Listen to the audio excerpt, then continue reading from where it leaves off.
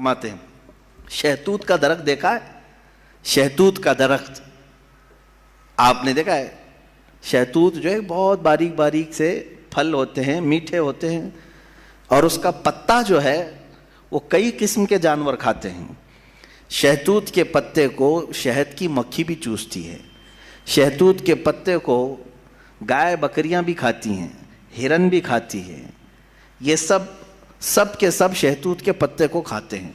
अस्सलामु अलैकुम रहमतुल्लाहि व बरकातुहू। मेरे प्यारे प्यारे अजीज़ दोस्तों, मैं उम्मीद करता हूँ अल्हम्दुलिल्लाह आप लोग खैरियत व आफियत से होंगे। आप जहाँ भी होंगे अल्लाह तबारक व तआला आप सबको हमेशा खुश रखे, आबाद रखे। आज के इस वीडियो में आज के मुफ्ती सलमान अजहरी साहब के इस बयान में जानेंगे शहतूत के बारे में। एकदम शहतूत के बारे में ऐसे बताया ना, शहतूत एक फल होता है जिसको सुनकर आपका ईमान ताज़ा हो जाएगा। तो आइए मेरे प्यारे अजीज दोस्तों, वीडियो को शुरू से लेकर आखिर तक देखते हैं, समझते हैं और इस पर अमल करते हैं इंशाअल्लाह ताला। तो आइए वीडियो को शुरू करते हैं। फरमाते हैं शहतूत का दरख्त देखा है? शहतूत का दरख्त आपने देखा है? शहतूत जो है बहुत बारीक बारीक से फल होते हैं, मीठे होते हैं, और उसका पत्ता जो है वो कई किस्म के जानवर खाते हैं। शहतूत के पत्ते को शहद की मक्खी भी चूसती है। शहतूत के पत्ते को गाय बकरियां भी खाती हैं, हिरन भी खाती है। ये सब के सब शहतूत के पत्ते को खाते हैं। शहतूत का पत्ता एक रंग का होता है, एक ही टेस्ट का होता है। इमाम शाफई फरमाते हैं शहद की मक्खी उसी शहतूत के पत्ते पर बैठती है, चूसती है, और अपने छत्ते में जाकर के शहद उगल रही है। बकरियां और गाय उस शहतूत के पत्ते को खाती हैं, मेंगनियां डाल रही हैं या दूध दे रही हैं। उसी शहतूत के पत्ते को हिरन खाती है।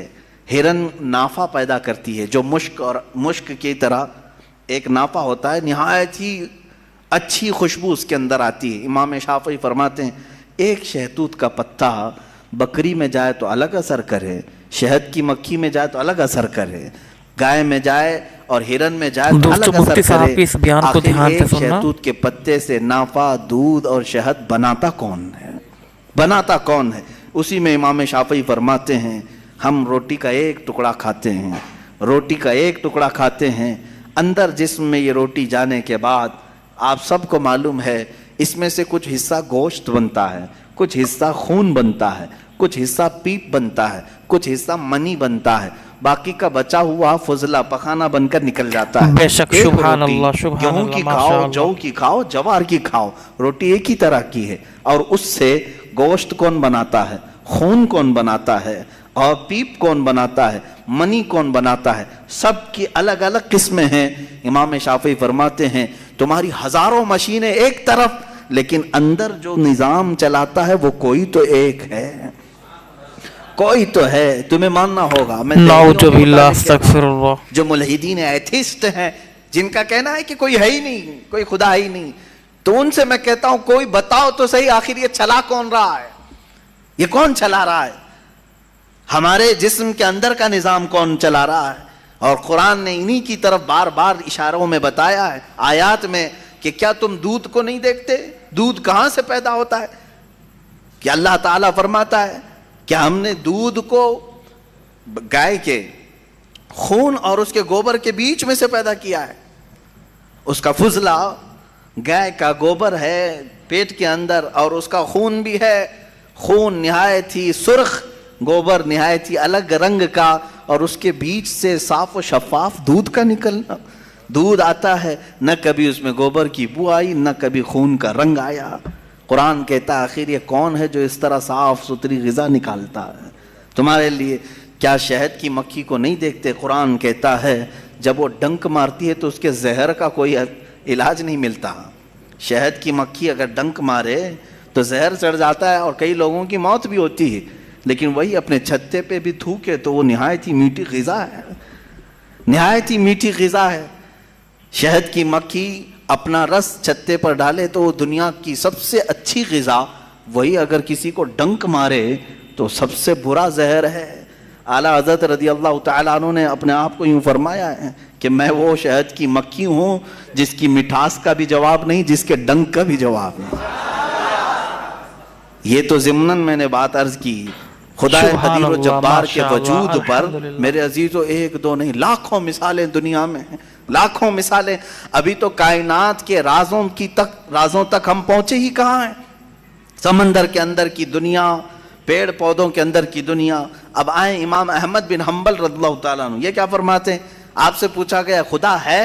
کوئی اللہ دلیل ہے آپ کے اکبر، پاس؟ کیا بات کہتے ہے۔ ہیں میں تمہیں بتاتا ہوں، ایک قلعہ ہے ایسا کہ چاروں طرف سے بند، نہ ایک سوراخ جانے کا راستہ، نہ اس پہ کھڑکی، نہ دروازہ، کچھ بھی نہیں، ہوا تک نہیں جا سکتی، پورا بند ہے، اور اندر اس کے نہایت ہی چمکدار موتیوں کی طرح ہے۔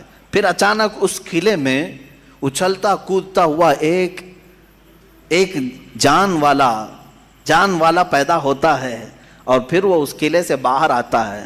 امام احمد بن حنبل کی ان باتوں کو سن کر لوگوں نے پوچھا مفتی ایسا صاحب کیسے کی اس ہوتا ہے؟ بیان کو دھیان سے سننا میرے بند پیارے قلعہ، عزیزو۔ ہوا بھی نہیں جاتی، کوئی سوراخ بھی نہیں، اور اس کے اندر سے کوئی اچانک پیدا ہوتا ہے۔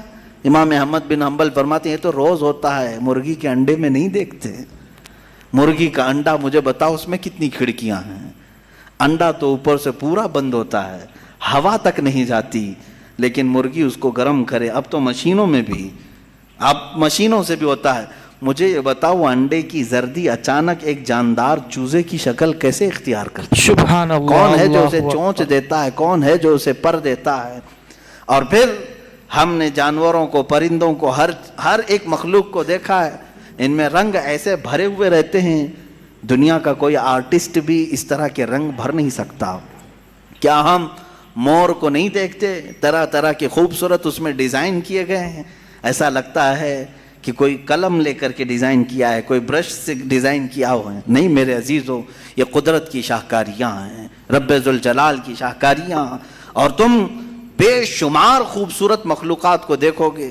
پھر میں ان دہریوں سے پوچھتا ہوں آخر ان تمام کو پیدا کرنے والا کوئی تو ہوگا، بے شک اللہ تم لاؤ تبارک و ڈھونڈ کر تعالی کے ہے۔ آخر کون ہے یہ سب پیدا کرتا ہے؟ یہ تو تخلیق، نظریے تخلیق، خدا کو پہچاننے کے 4 نظریے دنیا میں مشہور ہوئے ہیں۔ الہیات، اس کو علم الہیات کہتے ہیں جو میں بیان کر رہا ہوں، تھیولوجی، سائنس کے نظریے سے بھی، یعنی اللہ کو پہچاننے کے لیے، خدا کو ڈھونڈنے کے لیے نظریے بنائے گئے، فلسفیوں نے الگ، سائنٹسٹ نے الگ، علماء ربانیین نے سبحان الگ، اللہ، اللہ حکماء اکبر۔ نے الگ، سب کے اپنے اپنے نظریے ہیں۔ ہم اللہ رب العزت کو نظریے تخلیق سے واضح کرتے ہیں، لوگوں کے سامنے بتاتے ہیں کہ اللہ پیدا کرنے والا ہے، کیونکہ قرآن پاک میں جگہ جگہ اس نے، اللہ تعالیٰ نے اپنی ربوبیت کا، اپنی تخلیق کا اظہار جو فرمایا ہے وہ یہی فرمایا کہ تم اتنے کمزور ہو کہ ایک مکھی کو نہیں بنا سکتے، ایک مکھی پیدا نہیں کر سکتے، بے شک اتنے سبحان کمزور ہو۔ اللہ۔ اور وہ رب ذوالجلال ہزاروں کروڑوں مخلوقات روزانہ بناتا ہے، روزانہ انہیں موت بھی دیتا ہے، بے شک حیات و اللہ ممات اکبر۔ اسی کے دستے قدرت میں ہے۔ عزیزان گرامی وقار، اللہ تعالیٰ کی بے شمار صفات میں سے مجھے کئی صفات پر عرض کرنا تھا، میں سب سے پہلے اس کے وجود پر آپ کے سامنے یہ دلائل رکھا۔ عام مسلمان بھی کسی دہریے سے کہہ سکتا ہے کہ اللہ کے نہ ہونے پر جو تو اس قدر ناچ رہا ہے، آج ایتھیزم کا نعوذ بہت باللہ، زیادہ چل استغفر رہا ہے۔ اللہ۔ وہ کہتے ہیں کوئی دین دھرم ہوتا نہیں، کچھ نہیں ہوتا ہے، کوئی خدا نہیں ہوتا، دنیا میں ایسے ہی چل رہے ہیں۔ مذاق کر رہے ہو، مذاق کر رہے ہو۔ اللہ میاں، ابھی تعالیٰ تک تو معاف وہ کرے۔ آٹومیٹک گاڑی بھی نہیں آئی بغیر ڈرائیور والے، ابھی تم بول رہے ہو۔ بہرحال دنیا میں کوئی چیز کو بنانے والا ہوتا ہے، آٹومیٹک گاڑی آ بھی گئی تو میری اس دلیل کو یہ مت سمجھ لینا کہ گاڑیاں بغیر ڈرائیور کے نہیں چل سکتی۔ مفتی صاحب نے کہا آپ تھوڑے دنوں کے بعد آنے والی ہے، اس کا مطلب کیا بغیر ڈرائیور کے بھی سب چلتی ہیں؟ میری یہ دلیل اس لیے نہیں ہے، بغیر ڈرائیور والی گاڑی اگر چل بھی گئی تب بھی میں سوال کروں گا کہ اس کو آخر گاڑی کو بنایا کون ہے؟ یہ بنایا کون ہے؟ کوئی تو انسان بنایا ہوگا۔ تو اسی طرح سے ہر چیز کو دنیا کی آپ کو یہ علم لے کر کے جاتا ہے تھیولوجی کا کہ کوئی نہ کوئی اس کا پیدا کرنے والا ہے، بنانے والا ہے۔ فلسفی ان کے ہاں ایک قانون ہے، دور اور مسلسل، یعنی تسلسل، کنٹینیو کوئی چیز ہو نہیں سکتی۔ مثال کے طور پر مجھے پیدا کرنے والا کوئی ہے اور اس کو پیدا کرنے والا کوئی ہے، اس کو پیدا کرنے والا، یہ جو سوچ ہے تسلسل اس کو کہتے ہیں۔ کہیں جا کر کے اسٹاپ ہونا پڑے گا, کہیں جا کے اسٹاپ ہونا پڑے گا تمہیں. میں پیدا ہوا میرے باپ سے, میرے باپ پیدا ہوئے دادا سے, دادا پر دادا سے, یہ سلسلہ چل کر کے کہیں تو اسٹاپ ہوگا, کہیں جا کے ختم ہونا ہے. تو فلسفی اس بات کو مانتے ہیں کہ دور اور تسلسل محال ہے, یعنی کنٹینیو ایسی جاتا رہے, یہ محال ہے. میرے پیارے عزیزو, ان کے ہاں ایسا ہے. میرے عزیزو, اب اگر میں ان سے سوال کروں کہ جیسے بہت سارے لوگ بھگوانوں کو بھی مان لیے, جبکہ بھگوان کی بیوی بھی ہے, بھگوان کے بچے بھی ہے اور بھگوان کا باپ بھی ہے, تو پھر اب سوال آئے گا کہ بھگوان کا دادا کون, بھگوان کا پردادا کون, پھر وہ نسب چلے گا. کہیں تو جا کے رکنا ہے, کہیں تو جا کے رکے گا. بچے ہیں تو اب تک ان کی نسل کیوں نہیں؟ بھگوان کے بھی بیٹے بیٹیاں تھیں نا, بہت سارے بھگوانوں کا تذکرہ ہندوستان میں ہے, ان کے بیٹے بیٹیاں بتائی گئی ہیں, کتنے بیٹے تھے, رام کے بھی, کرشن کے بھی, سب کے بھی بتائے گئے ہیں بیٹے بیٹے. تو اب اولاد کہاں ہیں, باپ دادا کہاں تھے؟ میرے عزیزوں, میری اس بات کو یقیناً کوٹ کیا جائے گا. مجھے معلوم ہے چند دنوں پہلے یہ کہہ رہا تھا اورنگزیب کی اولاد برتن مانج رہی ہے, ٹیپو سلطان کی اولاد پنچر لگا رہی ہے. تجھے تو یہ ٹیپو سلطان اورنگزیب کی اولاد نظر آئی, ان کی کہاں ہے جن کا میں ذکر کر رہا ہوں, ان کی کہاں ہے؟ اور بہرحال اورنگزیب اور ٹیپو سلطان ان تمام کو چھوڑو, ان کی اولاد کو تو نے برتن مانجتے یا پنچر لگاتے تو دیکھا اللہ نے تو تجھے بانجھ بنا کر رکھا ہے, تیرے سے کوئی چیز نہیں آ سکتی سوائے گوبر اور غلاظت کے, کوئی چیز نہیں آ سکتی. میرے عزیزوں, میں یہاں عرض یہ کر رہا ہوں دور اور تسلسل, کہ اگر اس طرح کسی کا باپ ہے تو پھر دادا بھی ہوگا, دادا ہے تو پردادا بھی ہوگا, یہ چلتا رہے گا سلسلہ. یہ اسلام یہ ہے جس نے کہا قل هو اللہ احد اللہ الصمد لم یلد ولم یولد, کہو وہ اللہ ایک ہے, اللہ بے نیاز ہے, لم یلد نہ وہ کسی سے پیدا ہوا ہے, ولم یولد نہ اس سے کوئی پیدا ہوگا, اس سے کوئی لم یلد اس سے کوئی پیدا نہیں ہوا اور نہ وہ کسی سے پیدا ہوا. یہاں ختم ہو گئی بات. سبحان اللہ. اب نہ میرے خدا کا کوئی باپ ہے, نہ بیٹا ہے, نہ بھائی ہے, نہ بہن ہے, کہیں یہ تصور آئے گا ہی نہیں. تم ہم سے یہ سوال نہیں کر سکتے کہ اللہ کے آبا و اجداد کہاں ہے, اولاد کہاں ہے. ہم نے خدا کو مانا ہی ایسے ہے کہ وہ جسم و جسمانیت سے بھی پاک ہے, رشتہ داری سے پاک ہے, کوئی نہ اس کا ہمتا ہے, ایک ہی سب کی سنتا ہے. یہ اللہ تبارک و تعالیٰ کے متعلق ہمارا یقین یہی ہے. عزیزان گرامی وقار, دور اور تسلسل کا جو قانون ہے میں نے یہی بتایا کہ بعض لوگ اس چیز کے ذریعے سے بھی چاہیں تو ہدایت حاصل کر سکتے ہیں کہ کہیں تو جا کے ہمیں فل سٹاپ ہونا پڑے گا. بے شک سبحان اللہ, کوئی تو ہے اللہ. جو اینڈ ہے, اس کو کوئی پیدا کرنے والا نہ ہو, جا کر کے تمہیں ختم ہونا پڑے گا ایک نہ ایک جگہ. کہ کوئی تو ہے جو لاسٹ ہے, اس کو کوئی نہ پیدا کیا ہو.